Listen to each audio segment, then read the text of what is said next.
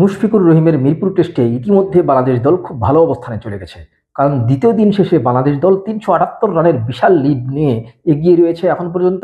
দ্বিতীয় দিন শেষে প্রথম ইনিংসে নামা আয়ারল্যান্ডের ইনিংস মাত্র ৯৮ রান তারা করতে পেরেছে ৫টি উইকেট হারিয়ে। ৫ জন ফ্রন্টলাইনার ব্যাটারি কিন্তু সাজঘরে ফিরেছেন। এর মূলত কৃতিত্ব স্পিনারদের।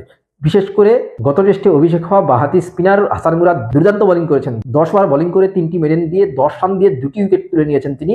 এছাড়া তাইজুল ইসলাম ও মেহেদী হাসান মিরাজ ১টি করে উইকেট নিয়েছেন এবং সৈয়দ খালেদ আহমেদ ১টি উইকেট নিয়েছেন।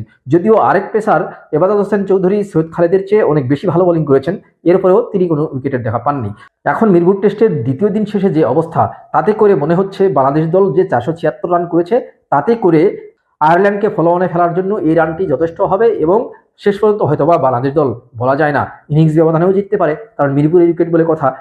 কারণ মিরপুরের উইকেট নিয়ে মুমিনুল হক সৌরভ আগের দিন অর্থাৎ প্রথম দিন বলেছিলেন যে মিরপুরে ৩০০ রান অন্যান্য উইকেটের ৩৫০ রানের সমান, অর্থাৎ অনেক কম রান করেও মিরপুরে কিন্তু সহজেই প্রতিপক্ষকে চাপে ফেলা যায়। তো বাংলাদেশ দল এই যে ৪৭৬ রান করেছে, মূলত সবার দৃষ্টি ছিল মুশফিকুর রহিমের দিকে। তিনি ৯৯ রানে অপরাজিত ছিলেন, তিনি ১৭ রান করতে পারেন কিনা।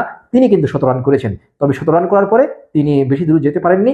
বিশ্বের ১১তম ক্রিকেটার হিসেবে ১৭তম টেস্টে সেঞ্চুরি করে তিনি ১০৬ রানে সাজঘরে ফিরেছেন।